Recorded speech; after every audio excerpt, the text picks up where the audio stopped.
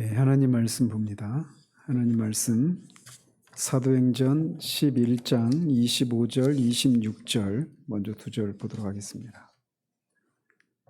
사도행전 11장 25절과 26절 같이 읽겠습니다. 바나바가 사울을 찾으러 다소에 가서 만나매 안디옥에 데리고 와서 둘이 교회에 1년간 모여 있어 큰 무리를 가르쳤고 제자들이 안디옥에서 비로소 그리스도인이라 일컬음을 받게 되었더라. 아멘. 저 뒤에 베드로 전서로 갑니다. 베드로 전서 2장 9절 한 절만 보겠습니다. 베드로 전서 2장 9절 한 절입니다. 같이 읽습니다. 그러나 너희는 택하신 족속이요 왕같은 제사장들이요 거룩한 나라요 그의 소유가 된 백성이니 이는 너희를 어두운 데서 불러내어 그의 기이한 빛에 들어가게 하신 이의 아름다운 덕을 선포하게 하려 하심이라. 아멘. 지난주까지 우린 31문답을 통해서 왜 예수님을 그리스도라고 이렇게 부르는지에 대해서 살폈습니다. 그는 우리 구원을 위해서 기름 부으심을 받은, 성령으로 기름 부으심을 받은 분이기 때문에 그리스도다 이렇게 부르고, 그가 기름 부음 받은 자로서 선지자와 제사장과 왕의 이 세 가지 직분을 감당하셨다라고 하는 내용을 살폈습니다. 따라서 그가 이 그리스도로서 기름 부음 받은 자로서 이 세 가지 직분을 감당하셨다, 이 얘기는 그 직분을 감당하는 것을 통해서 어떤 수혜를 입을 사람들이 있다라고 하는 것을 전제로 하는 겁니다. 그 사람들이 누구냐? 바로 그리스도인이다 이렇게 말을 하는 것이죠. 즉 다른 말로 말하면 하나님의 아들이신 예수님이 그리스도가 되셔서 제사장과 선지자와 왕의 직분을 감당하신 것은 우리로 하여금 그리스도인이 되도록 하기 위해서 그렇게 그리스도가 되셨다라고 말을 할 수가 있는 겁니다. 따라서 이 그리스도가 누구인지, 왜 그리스도라고 하는지, 그가 그리스도로서 어떤 일을 하셨는지에 대해서 살피고, 그러면 이제 그리스도인은 또 누구이고 어떻게 그리스도인이 되고 그리스도인은 또 어떤 일을 하는 사람인가, 어떤 걸 하는 것을 통해 그가 그리스도인이라고 하는 것을 드러내는가, 이 내용을 살펴보는 것은 아주 타당한 그런 논리적인 순서라고 할 수 있습니다. 바로 그게 이제 오늘 32문답에서 다루고 있는 겁니다. 32문답을 같이 한번 읽어보도록 하겠습니다. 그러면 그대는 왜 그리스도인이라 불립니까?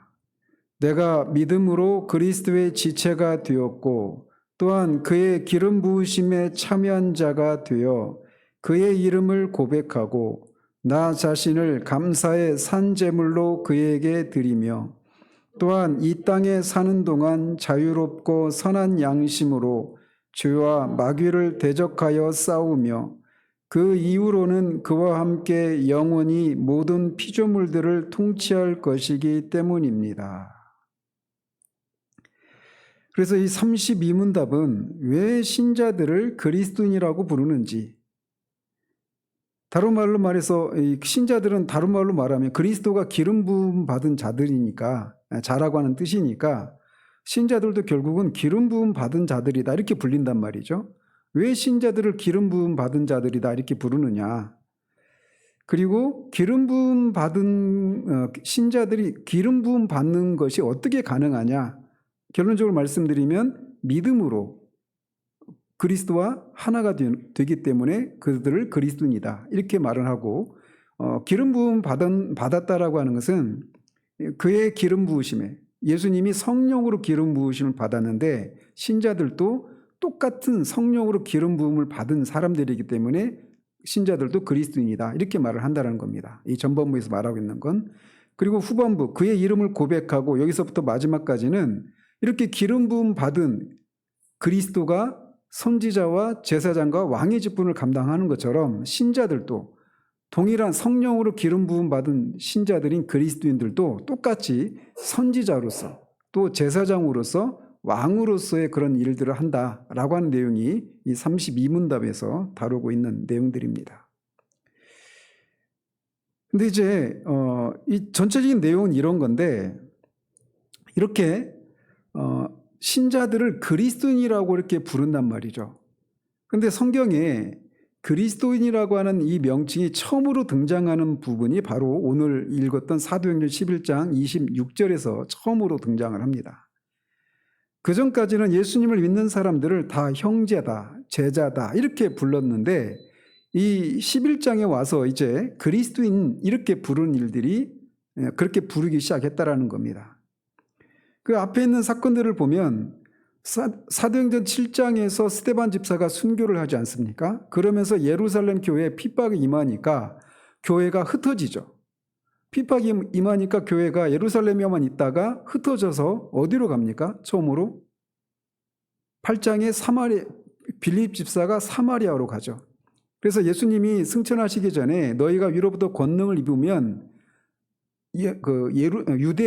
예루살렘과 유대와 사마리아와 땅끝까지 이르러 내 증인이 되리라 이렇게 말씀하셨는데 그 순서대로 이제 예수님의 증인이 되어서 그렇게 복음을 전하는 일들이 일어난단 말이에요. 그래서 예루살렘에 성령이 임하셔서 거기서부터 처음으로 이제 그런 예수님의 증인의 일들을 하죠. 그리고 나서 유대 땅으로 번져가다가 핍박이 임하니까 사마리아로 들어가는 겁니다. 빌립 집사가. 그리고 나서 이제 11장에 와서는 이렇게 흩어졌던 제자들 중에 어떤 사람들이 안디옥으로 갑니다. 안디옥은 오늘날의 그 시리아에 있는 그 지역에 있는 도시인데 이 소아시아 지역에서 굉장히 중요한 그런 큰 도시 중에 하나였어요. 그 당시에. 근데 그렇게 안디옥으로 들어갔던 사람들이 유대인들에게 처음에는 복음을 전했습니다. 유대인들에게 전하다가 그중에 어떤 사람들이 이제 헬라인들에게도 복음을 전하기 시작하면서 복음을 들었던 헬라인들을 비롯한 이방인들이 예수님을 믿고 구원받은 사람들이 생겨나기 시작하는 겁니다. 그러면서 이제 안디옥 거기에 유대인들로만 구성된 그리스도인들이 신자들이 있다가 이제 거기에 이방인들도 들어오게 되는 겁니다. 그래서 이제 유대인의 회당과는 다른 그런 모습이 생겨나게 되는 거죠. 그래서 유대인과 이방인으로 구성된 교회가 생겨나게 되고 그 사람들을 이제 가리켜서 그리스도인이라고 이렇게 부르기 시작을 한 겁니다. 그게 그리스도인에 대한 그리스도인이라고 하는 명칭이 처음으로 유래된 배경이라고 할 수가 있어요. 그런데 이 호칭이 그리스도인들이 스스로 붙인 호칭인지 아니면 그들을 바라보는 밖에 있는 제3자가 그렇게 붙인 것인지는 불명확합니다. 그런데 한 가지 알 수 있는 건 뭐냐? 만약에 그리스도인들이 스스로 붙인 거라면 이거는 굉장히 명예로운 호칭에 해당되겠지만 전체적인 분위기를 볼 때는 처음에 이 그리스도인이라고 하는 호칭은 이 예수님을 믿는 신자들을 향해서 어떤 비아냥되고 조소하는 이런 취지로 그리스도인이라고 이렇게 불렀던 것으로 우리가 유추해 볼 수가 있습니다. 어떤 것을 근거로 이렇게 말할 수 있느냐면 사도행전 26장에 가면은 사도 바울이 아그리빠 왕과 그 베스도 총독 앞에서 자신을 이렇게 변명하는 그런 일들이 변호하는 일이 있지 않습니까? 그때 바울이 아그리빠에게 막 복음을 전하니까 아그리빠가 네가 적은 말로 나를 권해서 그리스도인이 되게 하려 하는도다 이렇게 말을 합니다. 근데 전체적인 분위기는 뭐냐면 이 아그리빠가 그런 말을 할 때는 그리스도인이라고 하는 그리스도인이 되는 것을 그가 환영하는 취지에서 네가 적은 말로 나를 그리스도인 되게 하려 한다 이렇게 말하고 있지 않아요. 그 분위기상에. 그리고 뒤에 그 베드로 사도도 베드로전서 4장 16절에 보면 그리스도인으로 고난을 받으면 부끄러워하지 말라 이렇게 권면을 합니다. 즉 그리스도인이라고 불리게 되면 고난을 받게 되는 일이 있는 상황이란 말이에요. 그렇기 때문에 그리스도인이라고 하는 명칭은 처음에 이게 명예로운 그런 명칭이었다기보다는 어떤 조롱과 우리가 흔히 뭐 예수쟁이 이렇게 부르는 것처럼 그런 뉘앙스가 담긴 그런 호칭으로 시작이 된 것으로 우리가 유추해 볼 수가 있어요. 어쨌든 그들이 그리스도인 이렇게 조롱조로 그렇게 불렀어도 왜 그렇게 불렀냐면 그 당시 예수님을 믿는 사람들이 예수님을 그리스도라고 이렇게 얘기를 하니까 예수가 그리스도다라고 이렇게 증거를 하니까 그런 사람들은 이제 그리스도인 이렇게 불렀던 것으로 보여집니다. 따라서 당시 그리스도인이라고 불리는 것은 고난을 자초하고 사람들로 하여금 오늘날 그 예수쟁이라고 하는 그런 호칭이 어떤 멸칭인 것처럼 사람들에게 그렇게 어떤 부끄러움을 불러일으키는 그런 호칭이었음에도 불구하고 당시 그리스도인들은 자신들이 그렇게 그리스도인으로 이렇게 불리는 것을 영광스럽게 생각을 했습니다. 왜냐? 그리스도인으로서 고난을 받는 것은 결국 그리스도의 영광에도 동참하는 것을 의미하는 것이었기 때문에 자신들이 그리스도인으로 불리는 것을 아주 영광스럽게 생각을 했던 것입니다. 어쨌든 그리스도인이라고 하는 이런 호칭의 유래는 대충 이렇게 시작이 됩니다. 자, 그렇다면 왜 예수님을 믿는 사람들을 그리스도인 이렇게 부르는가라는 겁니다. 이 질문에 대해서 이 32문답은 두 가지로 대답을 합니다. 내가 믿음으로 그리스도의 지체가 되었다는 것과 또한 그의 기름 부으심에 참여한 자가 되었다라고 대답을 합니다. 자, 믿음으로 그리스도의 지체가 되었다. 이 얘기는 신자들이 그리스도와 연합을 이루었다. 이런 의미를 말하는 겁니다. 자, 오늘 이 내용은 굉장히 중요한 내용입니다. 그리스도와 신자와 연합이라고 한 이 교리는 정말 너무너무 중요해요. 오늘날 우리는 그리스도인이라고 말을 하면 그리스도인으로서 어떻게 그리스도인이 되는가에 대해서는 우리가 예수님을 믿음으로 우리가 죄사함을 받고 영생의 선물을 받으면서 그리스도인이 된다. 이런 것에 대해서는 분명합니다. 그런데 마치 그리스도인으로서의 삶을 살아가는 것을 이런 식으로 생각하는 것들이 굉장히 많이 우리 안에 이렇게 녹아 있어요. 뭐냐면 내가 이제 예수님을 믿고 구원을 받았습니다. 죄사함 받고 영생의 선물을 받고 하나님의 자녀가 되었어요. 그리고 나서 내가 이제 그리스도인의 삶을 살아가야 되는데 그 그리스도인의 삶을 살아간다고 할 때 이렇게 연상을 한다라는 것이죠. 내가 있는데 하나님께 예수님의 이름으로 하나님의 도우심을 하나님께 은혜를 구해서 하나님이 주시는 힘으로 내가 하나님을 위한 삶을 살아가는 것, 죄를 죽이고 거룩함을 이루어가는 그런 삶을 살아가는 것. 그러니까 예수님과 내가 하나가 되어 있다라고 하는, 연합을 이루고 있다라고 하는 이런 개념을 우리가 많이 놓치고 있다라는 겁니다. 그래서 어떤 말씀인지 아시겠어요? 내가 있고 그리스도와 내가 이렇게 따로 분리되어 있는 그런 개념으로 그리스도인의 삶을, 그리스도인에 대한 이 정체성을 그렇게 생각하는 경우들이 많이 있다라는 거예요. 그런데 그렇지 않다라는 겁니다. 이 그리스도와 신자와의 이 연합의 교리, 이거는 굉장히 중요한 내용이에요. 그리스도와 신자는 한 번도 우리가 그리스도인이 되었다라고 하는 것은 우리가 그리스도와 하나가 되었다라고 하는 것을 말하는 겁니다.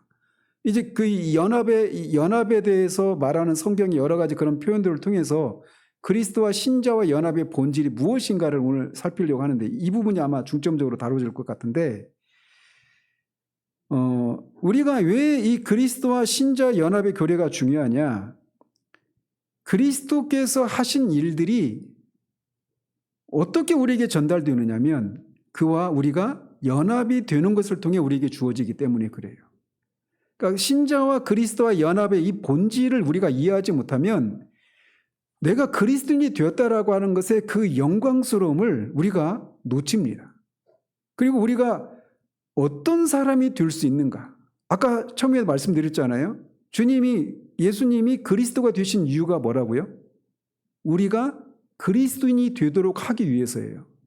그러니까 그리스도인이 된다라고 하는 것에 대해서 우리가 많이 그 영광스러움을 놓치고 있는 이유 중에 하나가 무엇이냐면 말씀드린 것처럼 그리스도와 신자와의 관계를 이렇게 떨어져 있는 그런 존재로, 그런 관계로 인식을 하면서 그 주님이 주시는 성령의 능력을 힘입어서 그리스도인의 삶을 살아가는 것이 힘들고 고달프고 어렵고 이런 인상들을 많이 받다 보니까 그리스도인이라고 불리는 것, 그것이 의미하는 것이 얼마나 영광스럽고 이게 얼마나 우리를 정말 그 환호성을 지를 수밖에 없게 만드는가를 충분히 알지 못하게 만들었다는 겁니다.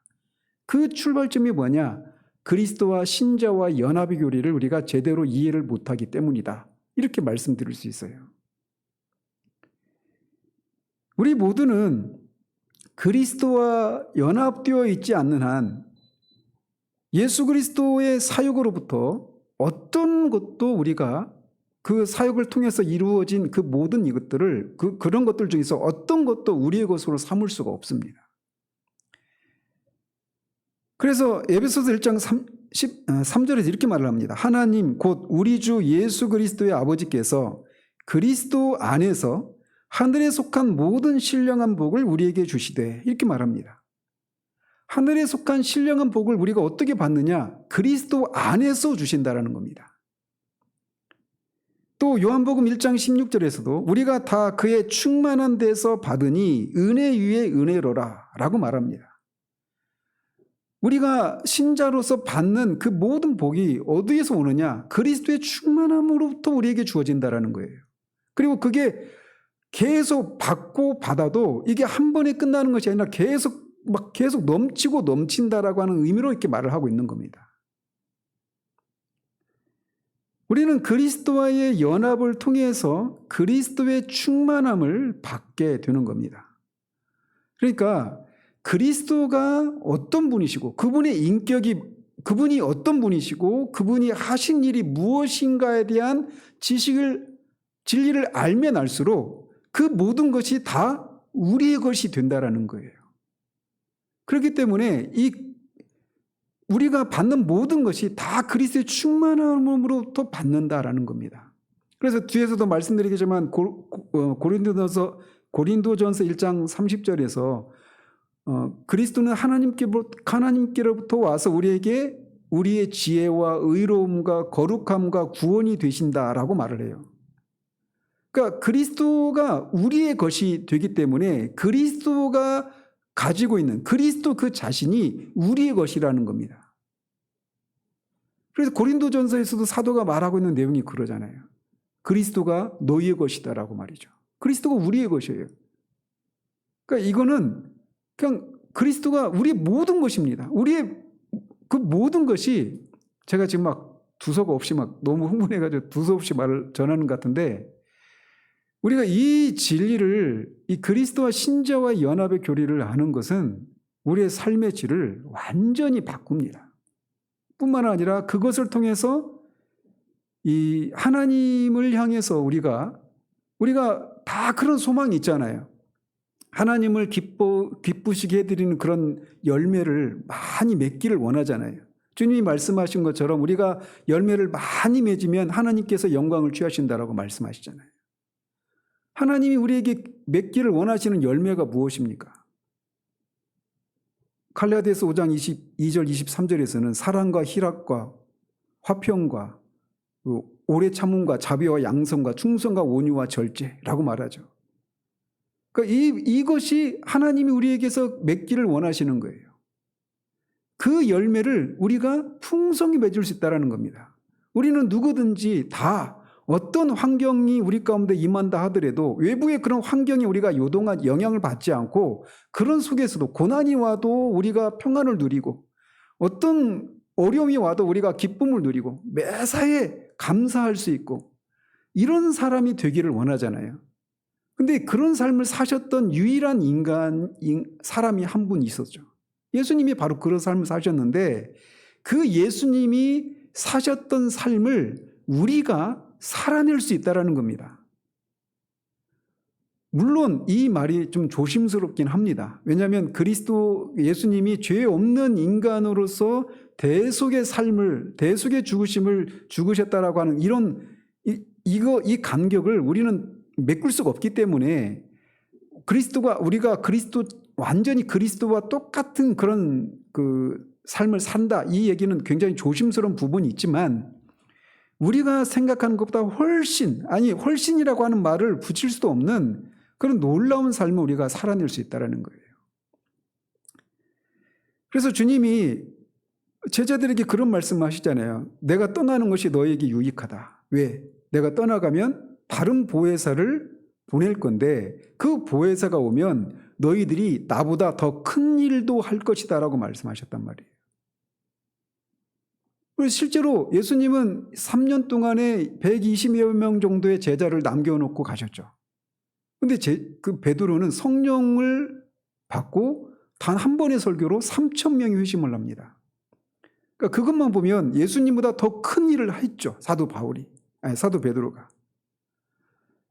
그런 것처럼 우리가 신자와 그리스도와 이 연합을 통해서 그리스도인이 되었다라고 하는 것, 이것이 무엇을 의미하는가를 바르게 이해하고 그 바른 이해 가운데 우리가 이 그리스도인의 삶을 살게 될 때 우리는 그렇게 바라는, 우리가 되기를 원하는 그런 사람이 그런 삶을 살아낼 수 있다는 거예요. 그래서 다시 주제로 다시 돌아와서 성경에서는 그리스도인을 여러 가지로 묘사를 합니다. 왜? 그리스도인이라고 하는 존재가 그 존재가 가지고 있는 그 풍요로움과 그 부요함을 단 한마디로 정의를 내리기가 어렵기 때문에 그래요. 그런데 이 연합과 관련해서 그리스도인을 성경은 어떻게 표현하느냐면 그리스도 안에 있는 사람이다 이렇게 말을 합니다. 헬라어로 엔 크리스토스 이렇게 말을 하거든요. 그래서 그리스도 안에서, 이 표현이 사도 바울이 굉장히 즐겨 쓰는 표현입니다. 그리스도 안에서 고린도에 있는 성도들, 그리스도 안에서 골로새에 있는 누구누구, 또 나보다 먼저 그리스도 안에 있는 안드로니고와 유니아, 이런 식으로 사도 바울의 어떤 그 그리스도인에 대한 정의를 그리스도 안에 있는 사람이다 이렇게 말을 하고 있는 거예요. 따라서 그리스도 안에 있지 않으면 누구도 그리스도인이 될 수가 없습니다. 반대로 모든 그리스도인은 다 그리스도 안에 있는 사람이다 이렇게 말을 할 수가 있는 거예요. 그래서 이 그리스도의 신자와 연합을 설명하는 여러 가지 비유들이 성경에 등장을 하는데, 이를테면 요한복음 15장 5절에서는 나는 포도나무요 너희는 가지라 이렇게 말을 합니다. 그래서 포도나무와 가지가 접붙여져 있는 거예요. 그래서 포도나무에 흐르고 있는 그런 영양분과 수액이 가지에도 똑같이 흘러가는 겁니다. 가지에 있는 것과 이 포도나무에 있는 것이 따로 있는 게 아니라 같은 영양분과 수액이 일어나서 그 가지에서 흐르는, 그 포도나무에서 흐르는 그 수액과 영양분을 먹으면 그 수액과 영양분이 맺고자 하는 열매가 가지에 맺히게 되는 거죠. 그러니까 앞에서도 말씀드린 것처럼 우리가 하나님을 기쁘시게 해드리는 이런저런 열매를 맺고자 한다면 우리가 어떻게 해야 돼요? 포도나무에 우리가 접붙여져 있어야 되는 거예요. 그래서 나를 떠나서는 너희가 아무것도 할 수 없다, 아무 열매도 맺을 수 없다라고 말씀하시는 이유도 바로 거기에 있는 겁니다. 그러니까 반대로 우리가 우리의 삶에 열매가 맺히지 않는다, 그 얘기는 우리가 법적으로는 우리가 예수 그리스도를 믿는 순간 우리는 예수 그리스도와 접붙여져 있는 그런 존재이지만 실천적인 측면에서 이 접붙여져 있는, 연합되어 있는 이것을 우리의 삶을 통해서 실제로 드러내는 일이 없으니까 열매가 맺히지 못한다 이렇게도 볼 수가 있는 거예요. 어쨌든 주님은 이 연합의 관계를 포도나무와 가지로 이렇게 비유를 하고 있습니다. 그러니까 생명력 있는 관계라는 겁니다. 그러니까 포도나무와 가지에 우리가 소리를 듣지 못하지만 거기서 물과 이런 수액과 이런 수액을 통해서 영양분이 공급될 때 그 어마어마한 소리가 들릴 거예요. 수많은 그 가지 속에.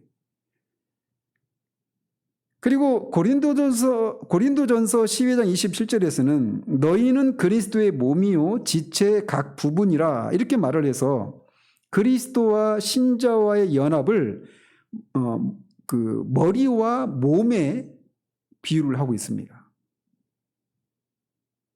그러니까 머리와 몸은 떨어질 수가 없죠. 몸이 없는 머리, 머리가 없는 몸, 이건 상상할 수가 없는 겁니다. 그러니까 이게 완전히 생명적인 연합을 이루고 있다라고 하는 것을 말해주고 있는 거예요. 또 에베소서 4장 15절 16절에서는 같은 얘기를 하죠. 오직 사랑 안에서 참된 것을 하여 범사에 그에게까지 자랄지라.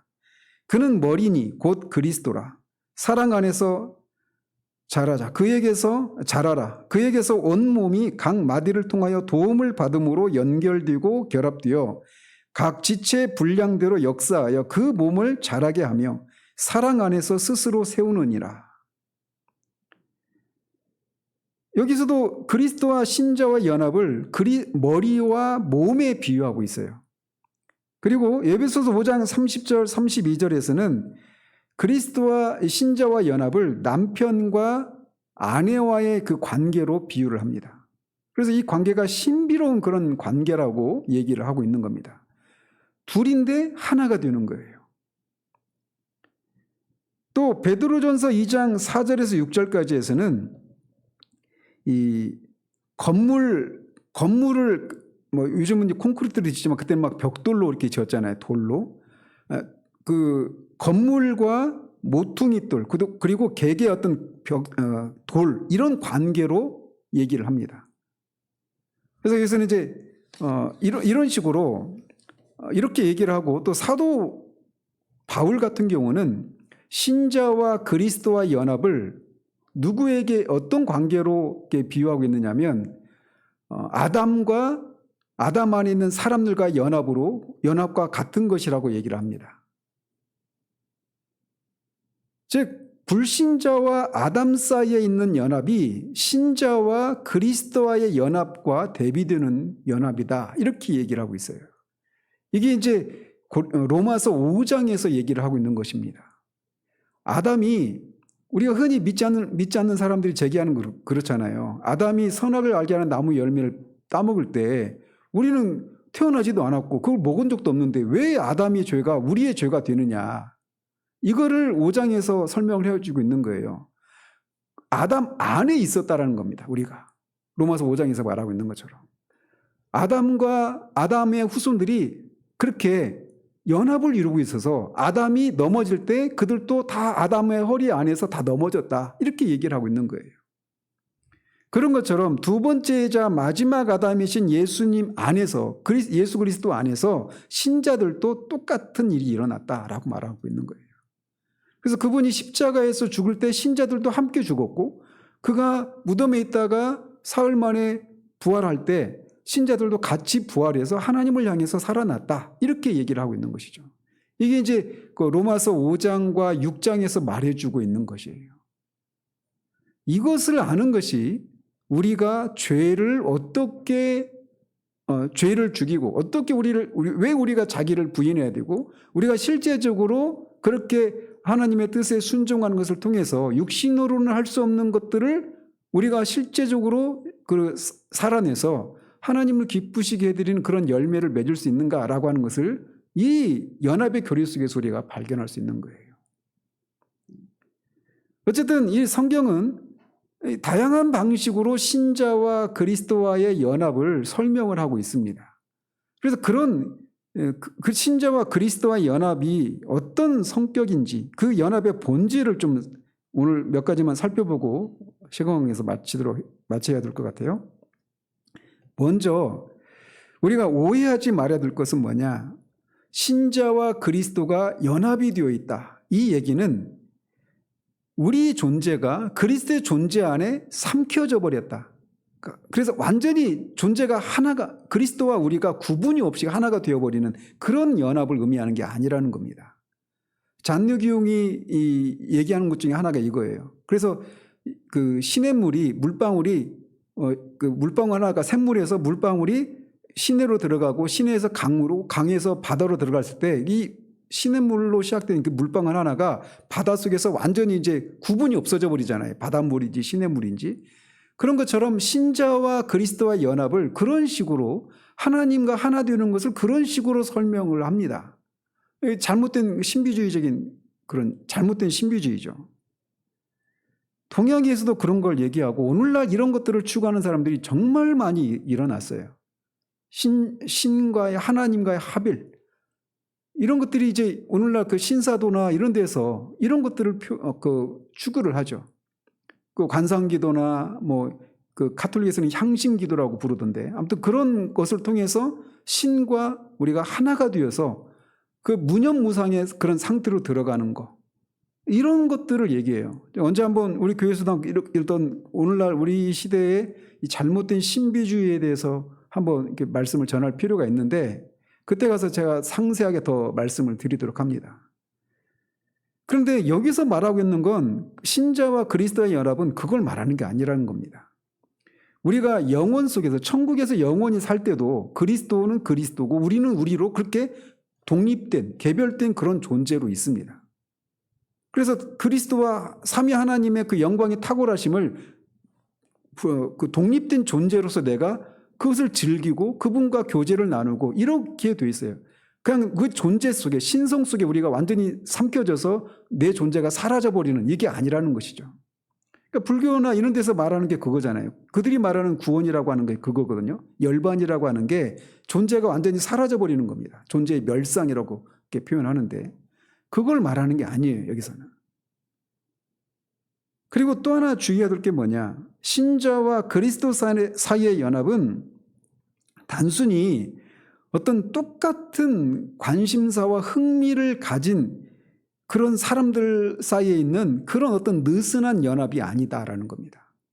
이를테면 뭐 조기축구를 하는 사람들, 이 사람들은 축구라고 하는 것으로 그런 같은 호기심을 가지고 가는 하나가 되잖아요. 연합을 이루고 있잖아요. 근데 마치 예수님이 하나님을 영화롭게 하고 하나님의 일을 하는 것이 그분의 양식이고 하나님을 높이고 하나님을 드러내는 것, 이렇게 했던 것처럼 우리도 같은 목적을 가지고 주님과 우리가 그렇게 연합을 이루었다, 이런 의미가 아니라는 겁니다. 그 이상이라는 거예요. 이게 굉장히 중요한 내용입니다. 우리가 아까 제가 앞에서 말씀드렸잖아요. 우리가 있고 그리스도가 우리와 떨어져서 그리스도가 계시고 그렇게 그리스도와 내가 똑같은 관심사를 가지고 동호회처럼 하나가 되어 있다, 이런 의미가 아니라는 겁니다. 주님이 그리스도께서 하나님을 높이고 영화롭게 하는 그런 하나님을 위해서 살고자 하는, 자기를 부인하고 하나님을 위해서 사는 그런 삶을 사셨던 이 동일한 목적으로 우리가 하나가 되었다, 이런 의미가 아니라는 거예요. 신자와 그리스도와의 연합은 그 이상의 성격을 가지고 있다는 겁니다. 그럼 뭐냐? 이 연합은 영적인 연합이다라는 겁니다. 신자와 그리스도와의 연합은. 즉 우리는 성령을 통해서 우리가 그리스도와 연합을 이루고 있다라는 겁니다. 그래서 고린도전서 6장 17절에 주와 연합하는 자는 한 영이니라. 또 12장 13절에 우리가 다 한 성령으로 세례를 받아 한 몸이 되었고 또 다 한 성령을 마시게 하셨느니라 라고 말을 하고 있습니다. 그래서 그리스도와 신자 사이에는 성령을 통해서 연합을 이루고 있는, 그러니까 그리스도가 따로 있고 우리가 따로 있는데 이 따로 있는 존재가 하나의 목적으로 동일한 목적을 가지고 이렇게 의기투합해서 하나가 되는 이런 연합이 아니라는 거예요. 성령을 통해서 우리가 하나가 되었다는 겁니다. 그러니까 그리스도께서 이 땅에서 삶을 사시면서 그 선지자와 제사장과 왕의 직분을 수행하셨잖아요. 그 일이 가능했던 게 어떤 걸 동력으로 삼아서 그게 가능했습니까? 성령을 통해서 그렇게 가능했다라고 요한복음에서 말해주고 있단 말이에요. 그런 것처럼 그 동일한 성령으로 우리가 그리스도와 연합을 이루고 있다는 겁니다. 그 얘기는 뭐냐? 우리가 그리스도가 사셨던 삶을 살 수 있다. 그리고 그렇다고 해서 이 부분에서 우리가 좀 주의를 해야 돼요. 앞 말씀드린 것처럼 제가 부연 설명 안 해도 되겠죠. 어쨌든 이 신자와 우리 사이 연합은 그냥 따로 떨어져 있는 이런 느슨한 연합이 아니라 영적인 연합인 거예요. 그냥 성령을 통해서. 그래서 그리스도가 머리가 되고 우리는 그의 몸이 되는 그런 연합이라는 겁니다. 성령을 통해서. 그런 영적인 연합을 이루고 있다는 거예요. 그리고 이 연합은 앞에서도 인용해 드렸던 것처럼 에베소서 5장 그 마지막 부분에서 말하고 있는 것처럼 남편과 아내와의 그 관계를 가지고 설명을 하고 있는 것처럼 그리스도와 신자와의 연합도 이 남편과 아내의 연합과 유사하다라고 말을 하고 있습니다. 그러니까 둘인데 하나가 되는 이런 신비한 연합을 이루고 있다는 것입니다. 그리고 또 이 연합은 생명적인 연합이다, 이렇게 말을 할 수가 있습니다. 이게 무슨 말이냐? 우리가 누리는 영적인 생명이 모두 그리스도로부터 온다라고 하는 그런 의미예요. 우리 안에 계시는 그 성령을 통해서 이 그리스도 안에 있는 것들이 다 우리의 것이 된다라는 겁니다. 그래서 앞에 인용해 드렸던 것처럼 요한복음 1장 16절에 우리가 다 그의 충만한 데서 받으니 은혜 위에 은혜로라 라고 말했던 것, 그것이 바로 이런 거예요. 그리스도의 충만함과 그의 생명의 일부가 우리에게 전달되고 그것을 우리가 우리의 것이 될 수 있다는 겁니다. 이게 어떻게? 그리스도와의 연합을 통해서. 그래서 포도나무에 흐르고 있는 이 동일한 수액과 영양분이 가지에도 있는 것처럼 우리에게도 그런 충만함이, 그리스도의 충만함이 우리의 것이 된다, 이렇게 말을 하고 있는 겁니다. 그리고 이 연합은 유기적인 연합이다라는 겁니다. 방금 말씀드린 생명의 연합, 생명적인 연합이다라고 하는 것은 우리가 일방적으로 그리스도로부터 받는 입장에서 설명을 하는 거예요. 근데 유기적인 연합이라고 하는 것을, 이게 뭐냐면 양방향이라는 겁니다. 그러니까 한쪽에서 우리가 일방적으로 받기만 하는 것이 아니라 우리가 또 주기도 한다라는 거예요. 유기적이니까. 이거를 잘 말해주고 있는 구절이 있다라면 에베소서 4장 15절 16절입니다. 그 이렇게 되어 있어요. 오직 사랑 안에서 참된 것을 하여 범사에 그에게까지 자랄지라. 그는 머리니 곧 그리스도라. 그에게서 온 몸이 각 마디를 통하여 도움을 받음으로 연결되고 결합되어 각 지체의 분량대로 역사하여 그 몸을 자라게 하며 사랑 안에서 스스로 세우느니라. 이 구절에서 말하고 있는 것은 우리가 범사의 머리 되신 그리스도에게까지 자라가야 된다라고 말을 하고 있어요. 근데 이게 어떻게 가능하냐? 각 지체가 서로 주고받는 이런 유기적인 이런 관계를 통해서 몸이 자라가고, 그래서 우리가 범사의 머리 되신 그리스도에게까지 자라갈 수 있다, 이렇게 말하고 있는 거예요. 그래서 일방적으로 받기만 하는 것이 아니라 우리가 이 몸을 이루고 있는 우리가 각 하나의 지체들이잖아요. 그 각 지체가 다른 지체를 돕고 자라게 하는 일을 통해서 몸이 자라고, 그래서 결국은 머리 되신 그리스도께까지 우리가 자라가야 된다, 이렇게 말하고 있어서 신자와 그리스도와의 연합은 유기적인 연합이다, 이렇게 얘기를 해주고 있는 거예요. 그리고 이 연합은 분리될 수 없는 연합입니다. 이 연합은 우리가 예수 그리스도를 믿는 순간 단번에, 그리고 영원히 이루어지는 연합이에요. 그래서 그 연합에서 끊어질 수 있는 일이란 없습니다. 그거를 끊을 수 있는 존재도 없고 그것을 끊어내게 하는 어떤 일도 없다라는 겁니다. 현재 일이나 장래 일이나 능력이나 높음이나 기쁨이나 다른 어떤 피조물이라도 우리를 우리 주 그리스도 예수 안에 있는 하나님의 사랑에서 끊을 수 없다라고 말을 하고 있는 거예요. 그래서 이렇게 이 신자와 그리스도와 연합이 이런 특징을 가지고 있는데, 이 연합이 어떻게 이루어집니까? 어떻게 우리가 그리스도와 하나가 돼요? 우리가 믿음으로. 우리가 믿을 때 성령께서 우리를 이렇게 그리스도 우리를 연합을 시켜준다라는 겁니다.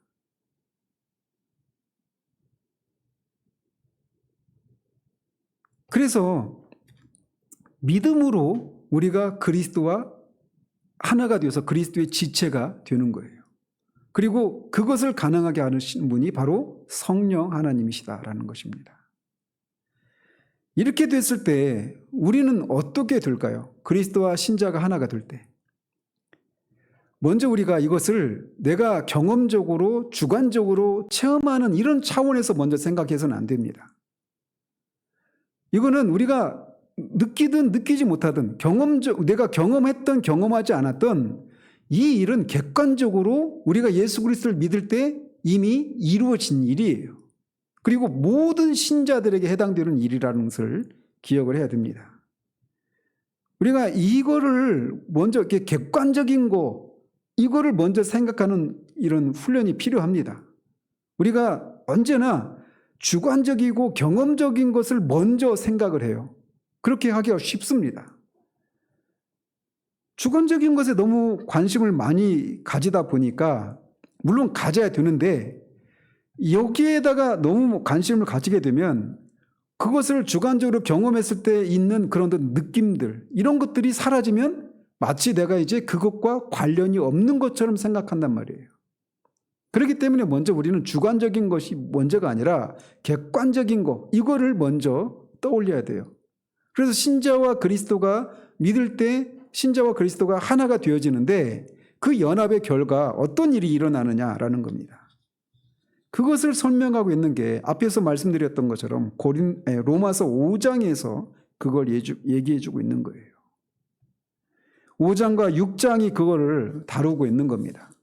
그래서 5장에서는 우리가 아담 안에 있을 때 아담과 연합이 되어 있어서 아담이 죄로 넘어질 때 우리도 죄로 넘어져서 그 죄의 결과인 사망 아래 우리가 다 사망의 지배를 받고 있었다, 이렇게 말을 하고 있어요.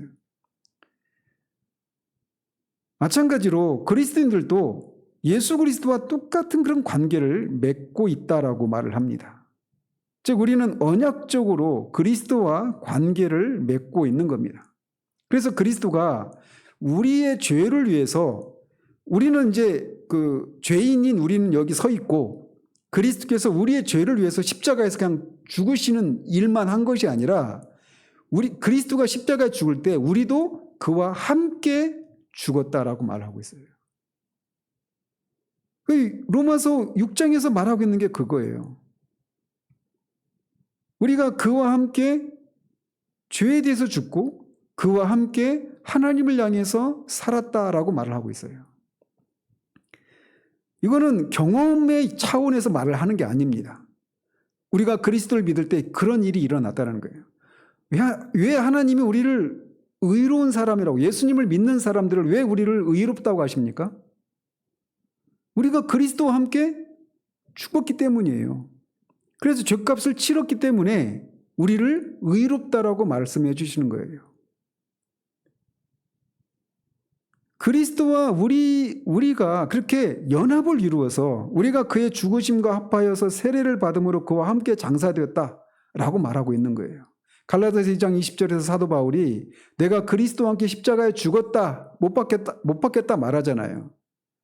그러니까 그 일은 내가 예수님을 믿은 다음에 경험적으로 성숙한 신앙인이 된 후에 하는 고백이 아니라 우리가 예수 그리스도를 믿을 때 이미 모든 그리스도는 다 그렇게 그리스도와 함께 십자가에 죽었다라고 말을 하는 거예요.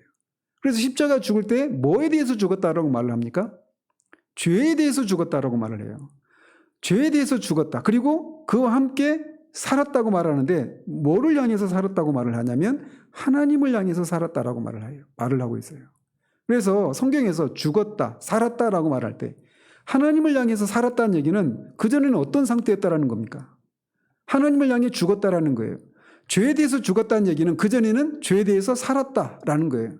그럼 죄에 대해서 살았다 또는 하나님을 향해서 죽었다라고 말할 때, 살고 죽는다라고 말할 때 그게 뭘 말하는 것일까요?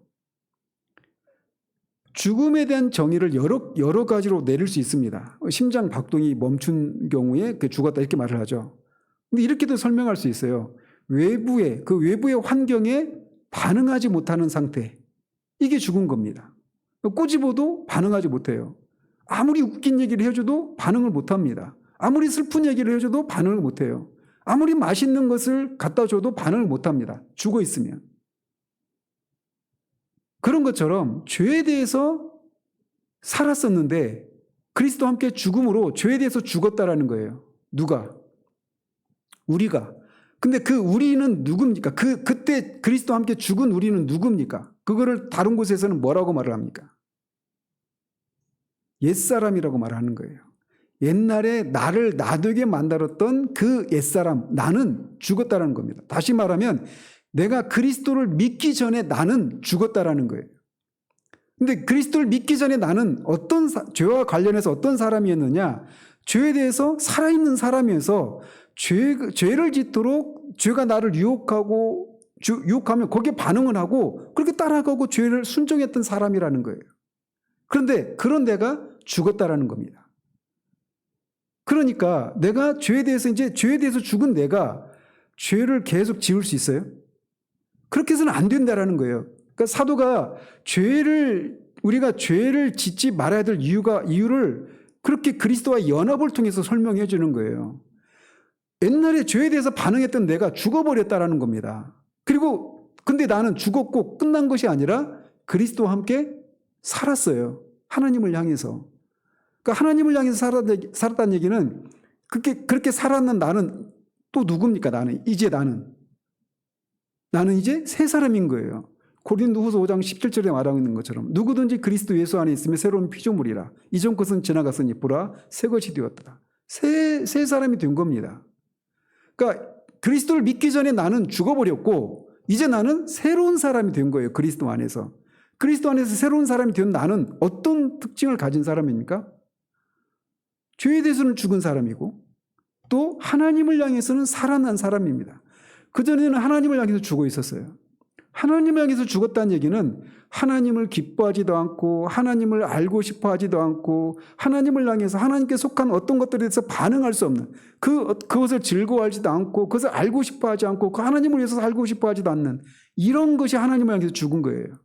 하나님을 위해서 살았다는 얘기는 반대로가 되었다는 것입니다. 그래서 내가 그리스도와 함께 십자가에 죽을 때 나는 죄에 대해서 죽었고 그래서 옛날에 내가 믿기 전에 나는 죽어버렸어요. 그 나는 이제 진짜 내가 아닙니다. 그리고 진짜 나는 누구냐? 그리스도와 함께 살아나서 하나님에게 살아난 새 사람. 그게 내 진짜라는 거예요. 그게 나라는 겁니다. 그러니까 사도가 에베소서 5장에서 말하고 있는 것, 에베소서 4장에서 말하고 있는 것처럼 옛사람을 벗어버리고 새 사람을 입으라 얘기하는 게 우리가 옛사람은 이미 죽었으니까 이제 새 사람을 따라서 우리가 살아야 된다. 이렇게 얘기를 하는 거예요. 그런데 이 일은 경험적으로 말하는 게 아니라 예수님을 믿을 때 이미 이게 우리에게 실제로 이루어진 일이라는 겁니다. 그래서 에베소서 6장 로마서 6장 11절에서 이렇게 말을 하는 거예요. 이와 같이 너희도 너희 자신을 그리스도 예수 안에서 하나님께 대하여는 살아있는 자로 여길지어다. 이렇게 말하는 거예요. 이건 경험의 문제가 아닙니다. 내가 예수님을 정말 믿은 사람이라면 우리는 진짜 이런 사람이 되었다라는 겁니다. 그 믿음 위에 이제 죄를 짓도록 하려고 할 때마다 그거는 내가 옛사람일 때 했던 것이니까 그런 것을 우리가 이제 어떻게 해야 돼요? 부인해야 되는 겁니다. 내가 왜 그것을 부인해야 되느냐? 옛사람은 죽어버렸고 나는 새 사람이니까 옛날 방식으로 살아서는 안 되는 거예요. 그래서 자기를 부인해야 되는 겁니다.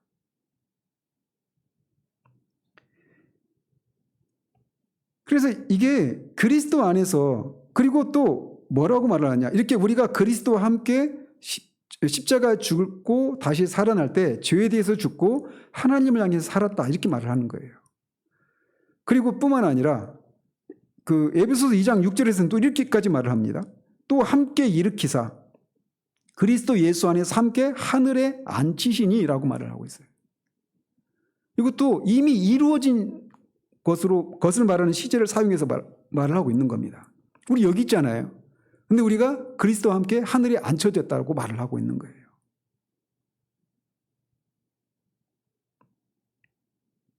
또 고린도전서 1장 30절에서도 아까 인용해 드렸는데 이렇게 말을 하고 있어요. 너희는 하나님으로부터 나서 그리스도 예수 안에 있고 예수는 하나님으로부터 나와서 우리에게 지혜와 의로움과 거룩함과 구원함이 되셨다라고 말하고 있어요. 여기서도 되실 것이다라고 말하고 있지 않고 이미 이루어진 것이라고 말을 하고 있는 겁니다. 여기서 말하는 구원함은 영화롭게 된 것을 말하는 거예요. 이미 우리가 하나님과 예수님과 함께 보좌에 앉아 있다라고 말을 하고 있고 또 영화롭게 되었다라고 말을 하고 있는 거예요. 그래서 로마서 8장에서도 사도가 미리 아신 자들을 하나님이 예정하신 자들 미리 아신 자들을 부르신 자들을 의롭다 하시고 의롭다 하신 자들을 영화롭게 하셨느냐 이렇게 말을 하잖아요. 이미 이게 신자들에게는 이미 이런 일들이 이게 이미 법적으로는 영적인 측면에서는 이루어진 일이다라고 말을 하고 있는 거예요. 그것을 믿는 믿음으로 이제 죄를 죽이고 우리를 통해서 예수님이 사시는 삶을 살 때 우리가 하나님을 기쁘시게 해드리는 그런 열매를 맺을 수 있다라고 말을 하고 있는 거예요. 이거는 우리의 경험에서 일어나는 일이 아니라 객관적으로 이미 이 일이 예수님을 믿을 때 우리에게 일어난 일입니다. 그러므로 이 믿음의 근거에서 우리는 이제 실제적으로 죄를 죽이고 그 의를 이루는, 거룩함을 이루는 이런 삶을 살아내야 하는 거예요.